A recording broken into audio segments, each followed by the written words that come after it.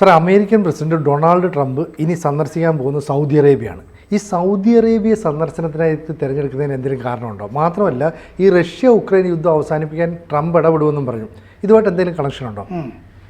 അതായത് പുട്ടിനെ, മറ്റേ Russian president പുട്ടിനെ Trump സൗദിയിൽ വെച്ച് കാണും എന്നാണ് റിപ്പോർട്ടുകൾ വന്നിരിക്കുന്നത്.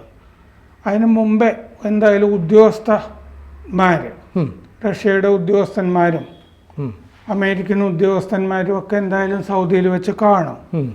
അപ്പോൾ ഇതിൻ്റെ പ്രധാനപ്പെട്ട കാരണം സൗദി കിരീടാവകാശി സൽമാൻ, MBS എന്നറിയപ്പെടുന്ന കിരീടാവകാശി സൽമാൻ, അദ്ദേഹവും പുട്ടിനും തമ്മിൽ വളരെ നല്ല ബന്ധമാണ്. അപ്പോൾ പുട്ടിനുമായിട്ട് ട്രംപുമായിട്ടും നല്ല ബന്ധമാണ്. ട്രംപ് ആദ്യം വിളിച്ചത് മറ്റേ സൗദിയിലെ ഈ രാജകുമാരനെയാണ്, സൽമാൻ, മുഹമ്മദ് ബിൻ സൽമാൻ. അതെ. അപ്പോൾ അതാണ് ഈ ഉക്രൈൻ റഷ്യ യുദ്ധം തീർക്കാനുള്ള ചർച്ച നടത്താനുള്ള വേദി സൗദി ആക്കാനുള്ള കാരണം എന്നാണ് റിപ്പോർട്ടുകളിൽ നിന്നും മനസ്സിലാകുന്നത്. അപ്പോൾ ജനുവരി 22-ാം തീയതി തന്നെ ട്രംപ് ഈ സൗദി കിരീടാവകാശി സൽമാനെ, MBSനെ വിളിച്ചിരുന്നു, ആദ്യത്തെ വിളി. അപ്പോൾ വിദേശ ബിസിനസ് 160 മില്യൺ ആണ് സൗദിയായിട്ടുണ്ടായിരുന്നത്. 1391 കോടി രൂപയോളം വരും. അപ്പോൾ വലിയൊരു പങ്ക് മറ്റേ വിദേശ കച്ചവടം ഉണ്ടല്ലോ അമേരിക്കയുടെ, അതിൽ വലിയൊരു പങ്ക് സൗദിയാണ് ചെയ്തുകൊണ്ടിരിക്കുന്നത്. അപ്പോൾ അത് ഈ 500 ബില്യൺ ഒക്കെ അതിൽ നിന്ന് കൂട്ടണം എന്നൊക്കെ ട്രംപ് പറഞ്ഞിരുന്നു. കുറെ കഴിഞ്ഞപ്പോൾ അത് 1 ട്രില്യൺ ആക്കണം എന്നൊക്കെ ദാവോസിൽ ചെന്ന് കഴിഞ്ഞപ്പോൾ ട്രംപ് അത് 1 ട്രില്യൺ ആക്കണം എന്നൊക്കെ പറയുകയൊക്കെ ചെയ്തിരുന്നു. അപ്പോൾ citizens for responsibility and ethics Washington എന്ന് പറഞ്ഞ സംഘടന, ക്രൂ, അവരുടെ റിപ്പോർട്ടിൽ കാണുന്നത് വലിയൊരു ബിസിനസ് ട്രംപിന്, സ്വകാര്യ ബിസിനസ് ഉണ്ടല്ലോ ട്രംപിൻ്റെ, അമേരിക്കയുടെ ബിസിനസ് അല്ലാത്ത ട്രംപിൻ്റെ ബിസിനസ് ഉണ്ടല്ലോ, റിയൽ എസ്റ്റേറ്റും മറ്റും. മാത്രമല്ല ഈ MBSുമായിട്ട് ജാറേദ് കുഷ്ണർ ഉണ്ടല്ലോ, മകളുടെ ഭർത്താവ്, ട്രംപിൻ്റെ വലിയ ബന്ധമാണ് അവർ തമ്മിൽ. ജാറേദ് കുഷ്ണർ ജൂതനാണ്, എന്നാലും MBSുമായിട്ട് നല്ല ബന്ധമാണ്. അപ്പോൾ ട്രംപിന് 160 മില്യൺ അമേരിക്കൻ പ്രസിഡൻ്റായിരുന്നു കൊണ്ട് തന്നെ കച്ചവടത്തിൽ നിന്ന് കിട്ടുന്നുണ്ട്. 1391 കോടി എന്നാണ് ക്രൂ റിപ്പോർട്ട്. അതിൽ വലിയൊരു പങ്ക് വരുന്നത് സൗദിയിൽ നിന്നാണ് എന്ന് അവരുടെ റിപ്പോർട്ടിൽ പറഞ്ഞിട്ടുണ്ട്. അപ്പോൾ അത്തരം ബിസിനസ്സുകളും സ്വകാര്യ ബിസിനസ്സുകളും സൗദിയുമായിട്ട് ട്രംപ് ചെയ്യുന്നുണ്ട്. അങ്ങനൊരു ബന്ധവും അവർ തമ്മിലുണ്ട്. പിന്നെ ഈ അമേരിക്കൻ കോൺഗ്രസിൻ്റെ ഓവർസൈറ്റ് കമ്മിറ്റി റിപ്പോർട്ട് ഈ കഴിഞ്ഞ കൊല്ലത്തെ ജനുവരിയിൽ വന്നതിൽ പറയുന്നത് സൗദി അറേബ്യ, ചൈന, UAE ഇവരുമൊക്കെയായിട്ട് ഈ സാമ്പത്തിക ബന്ധം ട്രംപിനുണ്ട് എന്ന് പറഞ്ഞിട്ടുണ്ട്. 2017 ട്രംപ് പ്രസിഡൻ്റായപ്പോഴും ആദ്യം പോയത് റിയാദിലേക്കാണ്. ആദ്യ വിദേശയാത്ര സൗദിയിലേക്കായിരുന്നു. അത് 2017 മെയ്യിലായിരുന്നു. സാധാരണഗതിയിൽ അമേരിക്കൻ പ്രസിഡന്റുമാർ ആദ്യം പോകുന്നത് ബ്രിട്ടനിലേക്കാണ് പോവുക. അങ്ങനെയാണ് അതിൻ്റെതായ ഒരു രീതിയൊക്കെ. ആ രീതിയൊന്നും മാറ്റിപ്പിടിച്ചതാണ് ട്രംപ് 2017. അപ്പോൾ ഒബാമയുടെ കാലത്ത് സൗദിയുമായിട്ട് വലിയ സംഘർഷമായിരുന്നു. ആ സംഘർഷം നീക്കുക എന്നുള്ള ഉദ്ദേശവും ട്രംപിനുണ്ടായിരുന്നു. നേരത്തെ പറഞ്ഞ പോലെ ഈ ജാറേദ് കുഷ്ണർ ഉണ്ടല്ലോ, മകളുടെ ഭർത്താവ്, അദ്ദേഹവും MBSും തമ്മിൽ ഗംഭീര ബന്ധമാണ്. പല ഡീലുകളും അവർ തമ്മിലുണ്ട്, റിയൽ എസ്റ്റേറ്റ് ഡീലുകളുണ്ട്. അപ്പോൾ 600 ബില്യൻ്റെ കച്ചവടം അടുത്ത 4-5 കൊല്ലത്തിനകം ട്രംപിന് കൊടുക്കാമെന്നാണ് അന്ന് ഫോൺ സംഭാഷണത്തിൽ സൽമാൻ രാജകുമാരൻ പറഞ്ഞത്. 4 കൊല്ലം കൊണ്ട് അപ്പോൾ 52 ലക്ഷം കോടി ഇല്ലേ, അത്രയും ബിസിനസ് കൊടുക്കും എന്നുള്ളതാണ്. 52 ലക്ഷം കോടി. ദാവോസിൽ അടുത്ത ദിവസമാണ് പറഞ്ഞത് അതിലും കൂടുതൽ ആവശ്യമുണ്ട്, മാത്രമല്ല ഈ സൗദിയും ഒപെക് രാജ്യങ്ങളും എണ്ണവില കുറയ്ക്കണം എന്നും ട്രംപ് ആവശ്യപ്പെട്ടിരുന്നു അതിൽ. അപ്പോൾ പിന്നെ നേരത്തെ പറഞ്ഞ പോലെ MBSഉം പുട്ടിനും തമ്മിൽ നല്ല ബന്ധമാണ്. അപ്പോൾ യുക്രൈൻ യുദ്ധത്തിൽ തടവുകാരുടെ കൈമാറ്റം ഉണ്ടല്ലോ, അതിൽ ഇടനില നിന്നത് സൗദി അറേബ്യയാണ്. ഈ ഒപെക്കും റഷ്യൻ എണ്ണ നയവും അതൊക്കെ ഏതാണ്ട് ഒരുപോലെ കൊണ്ടുപോകുന്നതുമൊക്കെ ഒപെക്ക് പിന്നെ റഷ്യയുടെ എണ്ണ നയം ഇതിലൊക്കെ അത്യാവശ്യം MBS ഇടപെടുന്നുണ്ട്. 1938 ഈ സൗദിയിലെ എണ്ണ കണ്ടെത്തിയ കാലം മുതൽ അമേരിക്കയുമായിട്ട് ബന്ധമുണ്ട്. ബൈഡൻ പക്ഷേ MBSനെ നാറ്റിക്കുകയാണ് ചെയ്തത് ബൈഡൻ്റെ കാലത്ത്. അതെന്താന്ന് വെച്ച് കഴിഞ്ഞാൽ ജമാൽ ഖഷോഗി എന്ന് പറഞ്ഞൊരു പത്രപ്രവർത്തകനെ കൊലപ്പെടുത്തിയൊരു സംഭവം ഉണ്ടല്ലോ തുർക്കിയിൽ വെച്ചിട്ട്, മറ്റേ കത്തിച്ച സംഭവം ഉണ്ടല്ലോ, അത് സാൽമാൻ ചെയ്തതാണ് എന്നുള്ള വിധത്തിൽ അമേരിക്കയുടെ അന്വേഷണം പോയിരുന്നു ബൈഡൻ്റെ കാലത്ത്. 2022 ജൂലൈയിൽ സൗദി സന്ദർശനം ബൈഡൻ നടത്തിയിരുന്നു. 3 മാസം കഴിഞ്ഞിട്ട് MBS അമേരിക്കയെ വെല്ലുവിളിക്കുകയാണ് ചെയ്തത്.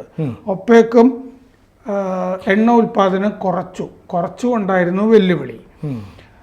അപ്പോൾ അമേരിക്കയുടെ ഗ്യാസിൻ്റെ വില കൂട്ടേണ്ടി വന്നു അമേരിക്കയ്ക്ക്, ഈ ഒപെക്കിൻ്റെയും സൗദിയുടെയും നയം കാരണം. അത് ആ ജമാൽ ഖഷോഗി സംഭവത്തെ തുടർന്ന് അമേരിക്കയ്ക്ക് സൗദി ഉയർത്തിയ വെല്ലുവിളിയും ഭീഷണിയുമായിരുന്നു അത്. 1973 ഒഴിച്ച് ഒരിക്കലും ഈ സൗദി സാധാരണഗതിയിൽ എണ്ണ ഒരു ആയുധമാക്കാറില്ല മറ്റ് രാജ്യങ്ങൾക്കെതിരെ. 1973 അറബ് ഓയിൽ എംബാർഗോ വന്നിരുന്നു. അത് ഇസ്രയേൽ യുദ്ധം അതിൻ്റെ കാലഘട്ടത്തിൽ മാത്രമാണ് എണ്ണ ഒരു ആയുധമാക്കിയത്. പ്രതിസന്ധികളിൽ ഉൽപ്പാദനം കൂട്ടിയാണ് മറ്റ് രാജ്യങ്ങളെയൊക്കെ സൗദി സഹായിച്ചിട്ടുള്ളത്. ഇറാഖ് ഇൻവേഷൻ നടന്നില്ലേ, ആ കുവൈറ്റിൻ്റെ ഇറാഖ് അധിനിവേശം, ആ കാലത്തും എണ്ണ ഉൽപ്പാദനം കൂട്ടി സൗദി. പിന്നെ കത്രീന ചുഴലിക്കാറ്റ് വന്നില്ലേ, അന്നും എണ്ണ ഉൽപ്പാദനം കൂട്ടി. വെനസ്വേല ഇറാൻ ഉപരോധ കാലത്ത് എണ്ണ ഉൽപ്പാദനം കൂട്ടി. അപ്പോൾ അമേരിക്കയുടെ ഊർജ സുരക്ഷയ്ക്ക് സൗദി എപ്പോഴും സഹായിച്ചിട്ടുണ്ട്. ബൈഡൻ നാറ്റിച്ചെങ്കിലും ഒസാമ ബിൻ ലാദൻ സൗദി പൗരനാണല്ലോ, പക്ഷെ ഒസാമ ബിൻ ലാദനെ സൗദി ഒറ്റപ്പെടുത്തുക ചെയ്തത്, എതിർക്കുകയാണ് ചെയ്തത്. പിന്നെ ഒസാമ ബിൻ ലാദൻ്റെ പൗരത്വം എടുത്തു കളയുകയും ചെയ്തിരുന്നു. യമൻ, ലബനൻ, ഇറാഖ്, സിറിയ ഇത്തരം കാര്യങ്ങളിലൊക്കെ അമേരിക്കയ്ക്ക് അനുകൂലമായ നിലപാട് ആണ് സൗദി സ്വീകരിച്ചു കൊണ്ടിരുന്നത്. മക്കയും മെദീനയും ഒക്കെ സൗദിയിലാണല്ലോ. അതെ. അപ്പോൾ ഈ പൊതുവെ എന്നാലും ഒരു സഹിഷ്ണുതയാണ് സൗദി ഇസ്ലാമിക കാര്യങ്ങളിലൊക്കെ കാണിച്ചു പോകുന്നത്. ഈ മതപുരോഹിതരെയൊക്കെ അത്യാവശ്യം കൈകാര്യം ചെയ്തിട്ടുണ്ട്. തീവ്രവാദികളായ മതപുരോഹിതന്മാരെയൊക്കെ കൈകാര്യം ചെയ്തിട്ടുണ്ട്. സ്ത്രീ ശാക്തീകരണം അത് സൗദിയിൽ നടക്കുന്നുണ്ട്. ഹെവി ലൈസൻസും ഒക്കെ ഇല്ലേ സ്ത്രീകൾക്ക് അവിടെ. പിന്നെ അമേരിക്കയ്ക്ക് താവളം കൊടുത്തിട്ടുണ്ട്. എബ്രഹാം അക്കോർഡ്സ് ഇല്ലേ, അതെ, ഈ ഇസ്രയേൽ കരാറുകളും ഒക്കെ സൗദിയാണ് അതിനൊക്കെ മീഡിയേറ്ററായിട്ട് നിന്നത്. 1945 അമേരിക്കൻ പ്രസിഡന്റ് റൂസ്വെൽറ്റ് സൗദി രാജാവ് അബ്ദുൾ അസീസിനെ കണ്ടു. അമേരിക്കൻ കപ്പൽ USS ക്വിൻസിയിൽ വെച്ചാണ് കണ്ടത്. അന്നു മുതൽ ആ സൗഹൃദം നിലനിൽക്കുന്നുണ്ട്. ഈ ഇടക്കാലത്ത് ബൈഡനും MBSഉം തമ്മിൽ ഒരു സംഘർഷമുണ്ടായത് ഒഴിച്ചാൽ ഈ കഴിഞ്ഞ ഫെബ്രുവരി 12-ാം തീയതി അമേരിക്കയുടെ മാർക്ക് ഫോഗലിനെ, അമേരിക്കൻ ടീച്ചർ മാർക്ക് ഫോഗലിനെ റഷ്യ ജയിലിൽ നിന്ന് വിട്ടയച്ചതിൽ MBS ആയിരുന്നു ഇടനിലക്കാരനായിരുന്നത്. അമേരിക്കൻ ടീച്ചറിനെ വിട്ടയക്കുമ്പോഴും റഷ്യൻ ജയിലിൽ നിന്ന്, അതും MBS വിചാരിച്ചിട്ടാണ് നടന്നത്. അപ്പോൾ അമേരിക്കയ്ക്കൊരു ക്രൈസിസ് വരുമ്പോൾ സഹായത്തിന് റഷ്യയുമായിട്ടുള്ള എപ്പോഴും സൗദി ഉണ്ട്. പിന്നെ MBSഉം റഷ്യയുടെ sovereign wealth fund chief Kirill ദിമിത്രയേവും തമ്മിൽ നല്ല ബന്ധമാണ്. റഷ്യൻ സോവറിൻ വെൽത്ത് ഫണ്ടിൻ്റെ ചീഫ് കിറിൽ ദിമിത്രേവിച്ചും.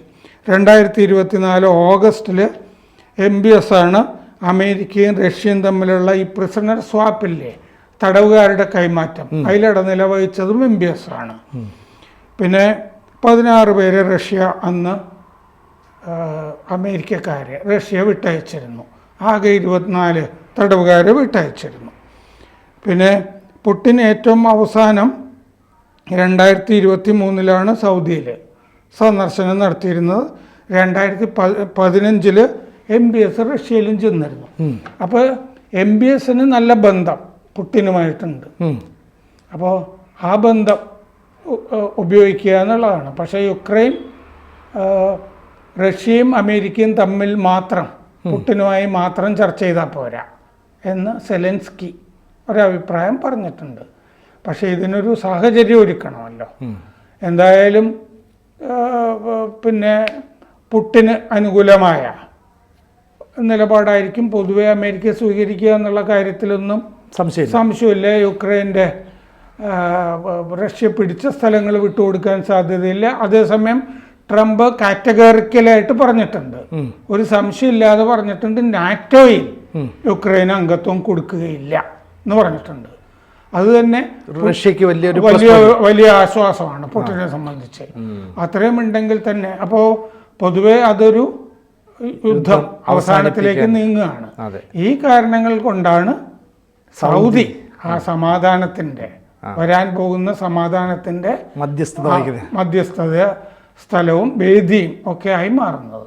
കൂടുതൽ വാർത്തകളും വിശേഷങ്ങളും നിങ്ങളിലേക്ക് എത്താൻ ABC മലയാളം സബ്സ്ക്രൈബ് ചെയ്യുക, ബെൽബട്ടനും അമർത്തുക.